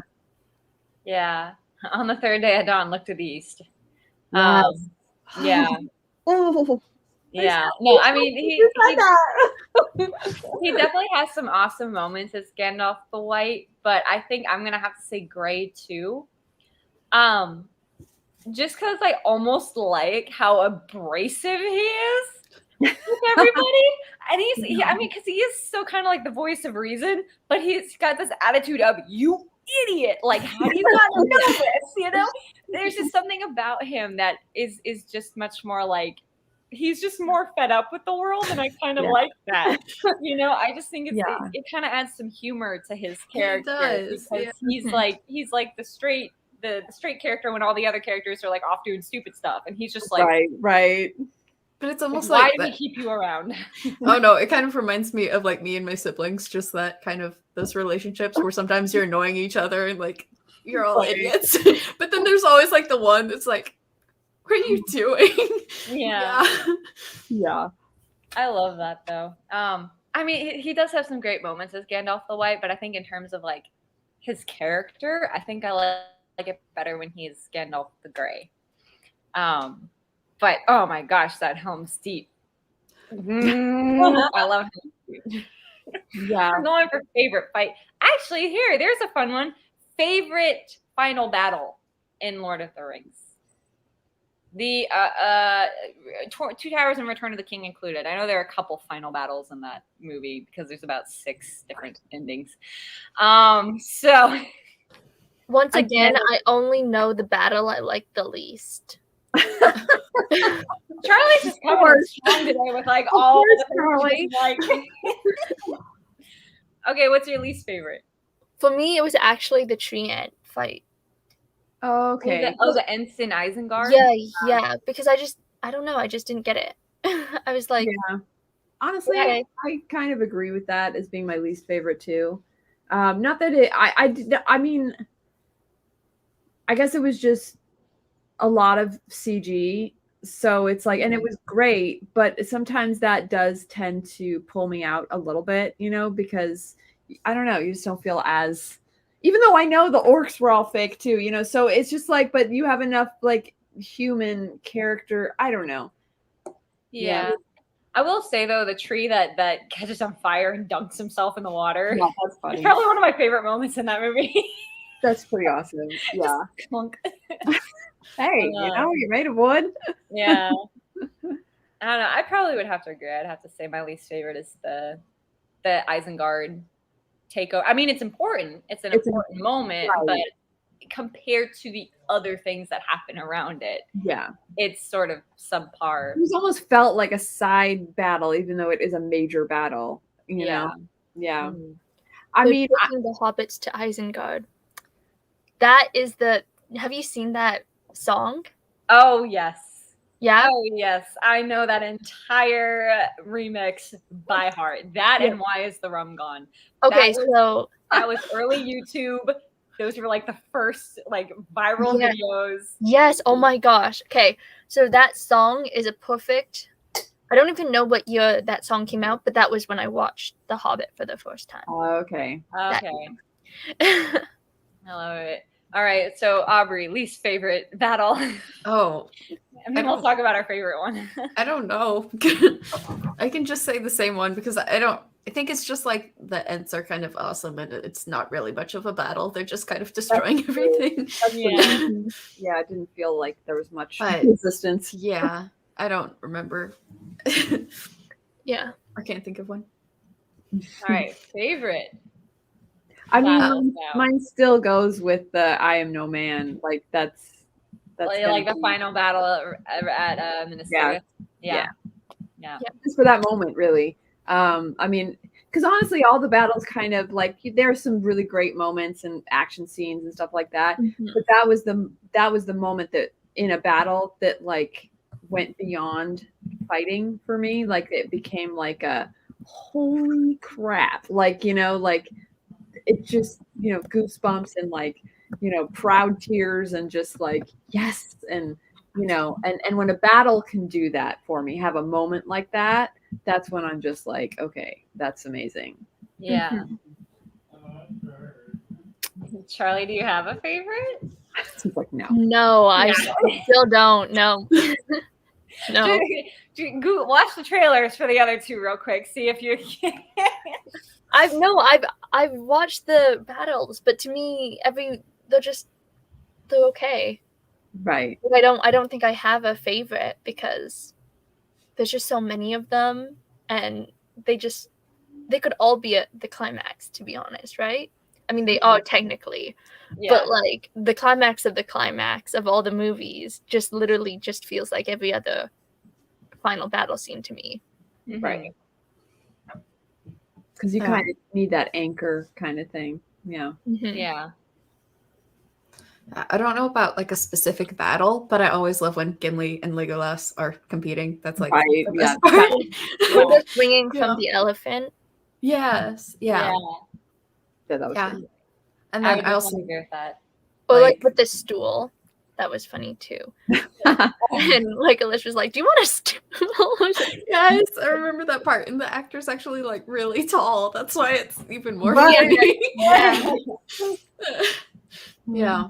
And then I also like the ghost battle, I think, or when they like all have the ships and then there's just these three guys. I'm like, you cannot defeat us. And then it's like, watch. Yeah. That's cool. I like that. Yeah. Yeah, that was a good moment too. I'd have to say even Minas Tirith. Just that whole like everybody coming together, like Gondor and Mordor and Rohan, and and then you've got the elephants, and then you've got the dragons, and then you've got the Witch King, and then you've got Eowyn, and freaking, I mean, I love your acting. Thank you. It's just, I mean, it is just like epic. I mean, that's where the final battle should have been. That's because. After that, the Mordor one, I'm just like, we already had a final battle, and it was awesome. Why do we do this? But even my dad, and my dad is not as big a Lord of the Rings fan as like my mom or me and my sisters. But my dad, when Return of the King is on and it gets to that battle scene, he will sit down and he goes very quiet and he just watches the screen. He loves that battle scene. And I think it's because there's just so much that happens in it. And the way that the camera movement works and everything, like how it pans, like when the elephant swings, the camera goes with it. When it kind of like zooms in as the elephant's stomping down, you know, or it flies in with the dragons. Like there's so much movement and motion and fluidity to the whole battle sequence that it really does make it feel more immersive. Right. Almost. Yes. And I think that's why I like it so much, is because it's just like you kind of feel like you're part of the action, like you're getting flung around and everything with everybody else. And, you know, and then you've got the greatness of Legolas and Gimli counting, and that still only counts as one. And, you know, and then you have the great moment where you just see all of Rohan is pretty much just lined up and they come in and are like, it's just a great feeling, even though it ends partially in disaster for certain characters. Well, no, like I remember in the final battle scene, like of all the movies, I was sitting there watching Aragorn going, what is he gonna do? I mean, I get it because he's the hero, so he's supposed to like run in, and but I was like, what does he really? He as a human, he's gonna die, and I know like he can't die because of who he is in the book, like in the book series, like as a character, but I was like, okay, nice try. Next. I don't know. I loved, but I loved Pippin in that battle scene though. Yeah, I mean everybody in that battle scene. I just feel like it's weird to say this, but we're just having a grand old time. You know, I mean, it is just such a well done battle sequence, and I honestly think it's one of the best ones in movie history, in my humble opinion. But the other one that I really love too is Helms Deep, and I know that Helms Deep is not a lot of people's favorites because they're like, oh, it's just the Uruk-hai and man are fighting and they're stuck in a wall, and it's like, what's exciting about that? And to me, I actually think that's very exciting because you literally have this group of people who have nowhere to go, and there is a giant army of these weird orc man hybrid creatures coming at you. I think that's a little bit exciting, especially when you introduce the whole explosive aspect. Yeah. You know? So that one's actually one of my favorites too. Yeah, so it's so funny when people say they hate the Helms Deep fight, and I'm like the Helms Deep fight is like one of my favorite like overcoming the odds battles in a movie, you know, because it literally is, everything is stacked against these people. Yeah. And they're still able to find a way to come out on top. Right. You know, and so it's, I don't know. I love Helms Deep. I also love that's where they start the whole counting thing. And if you watch the extended edition, that line that Legolas and Gimli, those lines between Legolas and Gimli where he's sitting on the Uruk-hai and Legolas thinks he sees it twitching, and so he shoots it to tie it with Gimli. He says 43. And Gimli's like, he's already dead. No, he was twitching. Like, he was twitching because he's got my axe embedded in his nervous system. And he's like, he's putting his axe in there. Okay. It's like, I remember that. Yeah. It's like one of my favorite moments. It's in the extended edition, but it's Helms Deep. Like, there's so many good moments in Helms Deep. So I don't know. That's always going to be up there for me. Yeah. Always, always, always. All right, let me see. What's another fun one?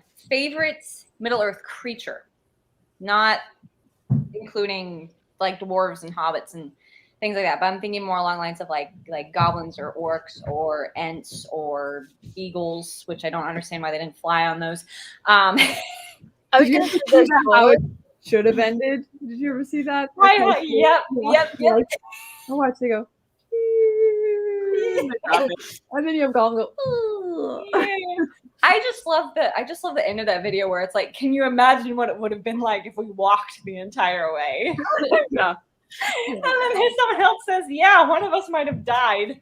I'm like, why didn't they just fly the eagles? Is there here's another question for people who read the books. No, so this is like, ever since that video came out, this is like where the battle begins of people who laugh and go, oh yeah, they should have freaking flown the eagle. And then there's a whole group of people that say there's no way an eagle could get by the Eye of Sauron. There's just no way. Like he literally sees everything, especially from the air. And so, like, supposedly the eagles can't even go anywhere near Mount Doom anyway, aside from rings or anything else. He's got the airspace clear. So that's the argument of why that wouldn't work, is that the eagles would be shot down before they even made it to Mount Doom. Oh, okay. Okay, because I like to joke about it, but I know that there's like a legitimate reason why they couldn't. I mean, there. People just legitimately go, no, you're gonna ruin this. But you know, yeah, I do love that though. I do kind of love poking fun at it though, being like, why didn't they fly the eagles, huh? Hello. Yes. Sorry, I like to poke the sleeping bear a little bit sometimes. Absolutely. Oh, I always poke it up. And it's funny to watch actually people get like, that's not true because It's like I got a whole slideshow. I feel like this is me. This is why. You get one of those like flip charts and be like, "Let me begin." I feel like I've done that before. Right. Oh yeah, and Renee brings up that the actual eagle tells Gandalf that he can't carry him far anyway. So that's true too. Oh. He just Wait, lands. He just lands. Is it a him or her, the eagle? I think it's a him. Him. Because it's he just tells Gandalf, he's like, I'm only taking you as far as the nearest bus station, and then you're on your own, sir. Pretty much. Yeah. You're like finding a wagon to get you anywhere. So I'm not doing it. Well, my favorite Ents 100% hands down. I was obsessed with Ents. I wanted to have an Ent. I just wanted every tree that was in my backyard to be an Ent. I was obsessed with Ents. 100%. Yes, that and Groot. I feel like they're just the same species. You say Groot? Yeah. Groot and Ents, man, they're part of the same gene pool. I'm telling you. Groot is Groot's uncle. Yeah. But if I had to choose an animal that wasn't an Ent, I would actually say those birds at the beginning of the movie. I think I was trying to look them up. I think they start with a C, but I'm not sure. Is it the they kind of all flock together? Is it the birds that are like spies of Saruman? Yes, yeah. Yes. Oh, what are those called? I don't remember, but they were so cool to me because they're just better than crows and ravens, Yeah. Well, I'm my mom's not here, so I can't ask her, so I'm gonna Google it. Oh no. You should just call her, join our conversation. Yeah, I know. Mom, what are those birds? What do you do, Mom? Crebain. Crebain. Okay, that's cool. Crebain? I mean, can you imagine if Sauron had eagles as spies? But no, he has these tiny, minuscule birds. But get into more, you can see them. You would see a giant eagle just trying to listen in. I mean, but if the giant eagle was a spy, okay, I was in that third category where I was waiting for eagles to betray everyone and just to the water. Bye. Sorry. Well, my only thing though is that he makes his little Crebain, whatever they're called, birds fly together.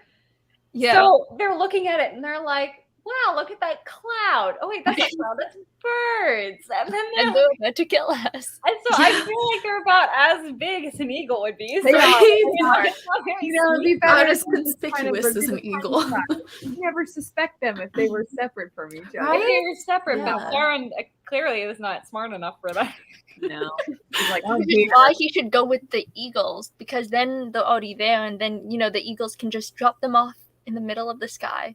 What if you have an eagle who's a double agent? Because they also have Gandalf's trust, right? So if they're working for Saruman, they have Gandalf's trust, double agent. Like Snape, but they don't have cloaks. Yeah. We could write a whole new movie just about the eagles. I know, right? Guy, expect a screenplay by the end of the year? Oh man, Aubrey, favorite creature. I think it used to be the eagles, but I think I'm gonna have to go with Shadowfax because I'm pretty sure he was a different type of horse. I can't remember what it is though. I want to look it up too. Yeah, Shadowfax. He's a good one. You're right. He was some magical horse. Yeah. It was Tolkien's version of a unicorn. That's what I'm gonna say. I think you're right. Actually, wasn't it his? I think so. It was tied to him in some way, right? But he was he wasn't the only one though. Yeah. No, he was just really. Oh, hang on, that's my cat. Hang on a second. Oh, snake. Meow, meow. Why did I think that was a baby for a second? I mean, a cat is a baby, but No, I remember when I first watched the movie, I was so confused by Shadowfax because I was like, of course it's a white horse. Like stereotypical, of course. Yes. Yeah, I was like color theory, or color symbolism. But yeah. No, but I do remember him being significant in some almost like higher power. Oh. Yeah, so he was capable of comprehending human speech and was said to run faster than the wind. So that's kind of cool. So he is. Oh, and he's almost invisible when he goes at night, or when he runs at night. Oh, cool. So, that's cool. Right? Oh, dude, so at night, if you see Gandalf riding, you see like, my God. Right? I was like, that would have been really cool if it was in the movie. Like, he's just floating. I mean, you would have confused the armies of Mordor. Just have Gandalf ride around at night and just have them be like, that would have been great. Hi, Sika. Oh, Sika wanted to join in on the conversation. Oh, you're such a big boy. Oh my goodness. I don't know. I'm gonna be the one weird person and say my favorite is actually the my favorite's actually the Uruk-hai. Oh. Okay. I don't know. Well, okay, I do know why. So I thought the scene where they're like making the Uruk-hai was kind of cool. Like how it's a mix of like orcs and humans. So it's like, because orcs are already, I think, fallen elves is what they are. Yeah. And so you already kind of have like this tainted soul that's mixed with an easily corrupted soul. And you get the Uruk-hai out of that. And I don't know. I just thought that they were really cool because the orcs I kind of look at and I'm like, Aragorn can knock down 10 of you in like the span of 30 seconds. Like you're nothing. But then the Uruk-hai show up and they're like actually putting up a fight. And I'm like, these guys are cool. You have my stamp of approval. No pun intended for the ending of Two Towers. So that was a really, really random reference. Because they all get squashed at the end. Anywho, or at least most of them do. All of them do. Wait, are there any Uruk-hai in the third movie? I mean, I don't think there are. It's hard to tell. I think they're just orcs. Yeah. I mean, you'd think there would be some though. I think, but I feel like I had this conversation with my mom because I always have these conversations with my mom. But I feel like she said something that orcs served Sauron and Uruk-hai served Saruman. Yeah, that's what I was thinking. So I think hello, dear. So I think that hi, Sika. So I think that oh my gosh, you're such a big boy. I actually forgot what I was saying. Hi, Bubby. They all were killed, apparently, according to. Yeah, that's what I thought. Is that like all of the Uruk-hai, which was the army that answered to Saruman, was killed, which is why he's kind of stuck where he is at the beginning of Return of the King. Right. And then because then the orcs belong to Sauron. The orc army answers to Sauron. So I don't know, but I really liked the Uruk-hai. I thought that was a really cool, really concept and a cool mix of like, the different races. Sitka, my computer is not for your gums, sir. Alrighty. So we are nearing the 2-hour mark. Wow. I know. We've been talking for like so Lord of the Rings. I know. I mean, I could talk about Lord of the Rings for the rest of my life, honestly. But I do have one more question, and it's kind of a sappy question. Oh, okay. But I think it's kind of a fun question. Is this? Because I feel like for a lot of people, Lord of the Rings came out at kind of a pivotal moment. Like it was not only a big deal in the movie world, but it also came out like when we were all young or we were introduced to it later or it meant something to someone that we knew. So I feel like in one way or another, it had some kind of impact. So I guess the question is, what was it? Did we go first? You can go first, or whatever you want. I mean, you volunteered. Yeah, right. I would say honestly, it's like kind of what I was talking about, how it came about in my life, about how like this was the one book. This was the book that I was willing to sneak into my older sister's room one at a time just so she wouldn't notice. So I don't know, that kind of also brought reading up to a different level for me, because I was always reading and loving books and, you know, that kind of thing. But this was like, you know, stealth. Like the book that I don't know if I'm supposed to read it or whatever, but I just know my parents didn't give it to me. And my sister won't let me read it, and she won't read it herself. And so that part of that things for thing. And then the movies was, like I said, it was right when I first started dating Stefan. And this was like one of our, you know, we're still together, you know, we're going to be celebrating our 20th anniversary, you know, so it's like, you know, it's Lord of the Rings. Yes. Yeah. Yeah. The other weird part is that it waited in line with my good friend who was pregnant when she saw Fellowship. And now her daughter is, you know, named Bilbo or Arwen. Yeah, Arwen. No. But now she's like going to college. Like it's just crazy. Yeah. Yeah. For me, the movies kind of just introduced me to world building. And I know that's not as interesting, but like I started watching the movies when I began writing. Mm-hmm. So for me, it impacted my writing more than anything else, I think. And then also, I was so interested in the fact that that some of the battles were inspired by like real life, right? Mm-hmm. So I was like, oh, history, this is so cool. Let me just take all the bad things in this world and just make them fantasy so they're okay. Right. Little easier said than done, obviously, but yeah, it was so cool for me to know more about the lore rather than the actual character arcs necessarily themselves. Mm-hmm. Yeah, I actually started writing a little bit more consistently when I watched Lord of the Rings. I didn't realize that. I don't know how much it's connected, but that was kind of an interesting thought. And also, it was very much like a family bonding thing, especially reading the books all together and watching the movies together. Yeah. So, yeah, it's just a fun thing to do. Yes, I need like your parents and Maddie's parents mixed together so that I can be read to, but then also have someone who's knowledgeable in the mythology so I can just ask all my questions.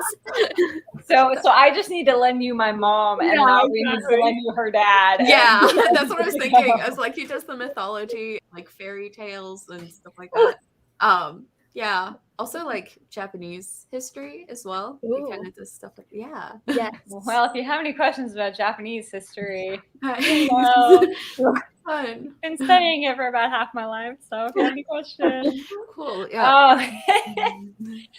Oh gosh, I mean, I don't know. I feel like I'm gonna get really sappy with this, but Lord of the Rings was the movie trilogy for me. Like that was I remember watching Lord of the Rings and being like, I need to see more. I can't get enough of this.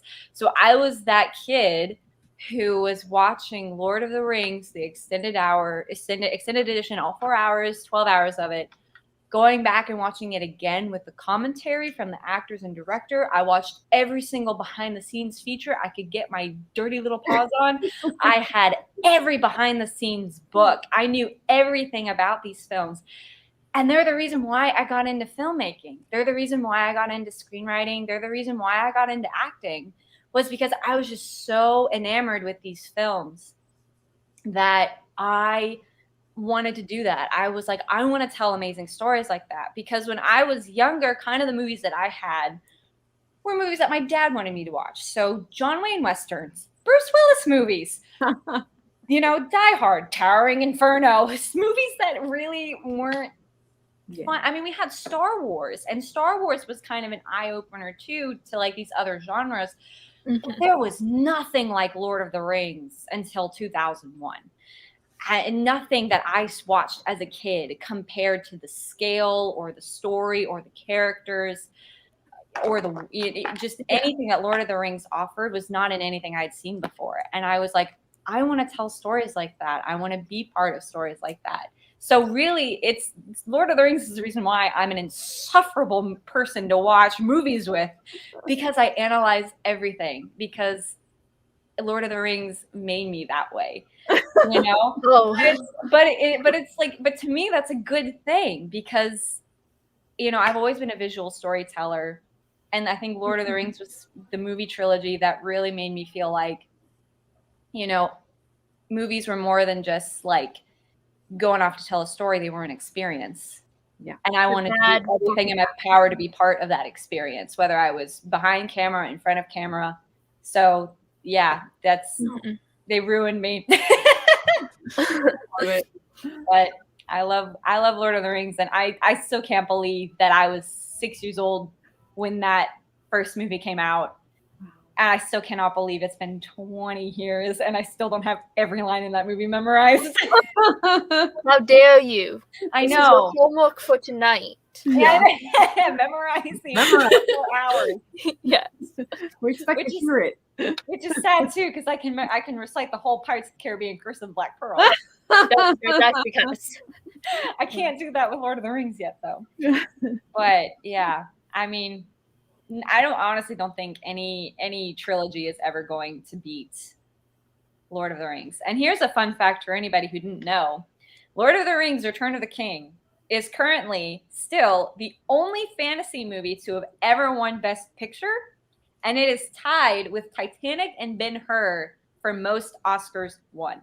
Yeah, and it won every single Oscar it was nominated for. It was a clean sweep. Yeah. One of like the only, I think maybe 2 or 3 in Oscar history. Saved it for the last one because they were nominated and everyone was all like for Fellowship and for Two Towers, but it was like they'd win like effects or something. But everyone knew like, okay, like when it's the last one, we're just gonna give it to you. Just have it all. Just have it all. But it's so well deserving, because there's so much in those movies that so much hard work. Like the mixture of CGI, which was still new at the time, but you still had all the practical effects. You had just such a perfect blend of that. There was so much dedication and thought and detail that went into every aspect of the films, from the actors, from the director, writers, production designs, costume designers. Everything is just spot on. And it is about as near perfection a trilogy I think you'll ever get. Especially adaptation, for sure. Yeah, and one of the only good adaptations of anything out there. I know, I was going to say Renee was all like the unmentionable Dungeons and Dragons movie. It's all like, there's so many Dungeons and Dragons people that were hoping. We were just hoping. And no. It is just so sad when you're hoping for a good adaptation. Yeah. I did not know there was a movie. I mean, if you want to laugh, it's laughable. It's not the kind of, because you know how there's like really bad movies that are just unwatchable, and then there's really bad movies that are just so much fun to watch because they're just so awful. This is kind of a combo of both, but there are a lot of like really horrible moments that you're just like, oh my, I can't even believe it got made. Like I cannot believe it got made with the budget. It's so bad. I saw clips of it and I'm like, you know what? I'm good. I'll watch the trailer. Yeah, there you go. I'm just gonna go watch all these trailers now. We'll see what the trailers Becca and I had to deal with when we were younger. They were terrible. Especially when you had the narrator. Yeah. Oh my gosh. No. Anytime.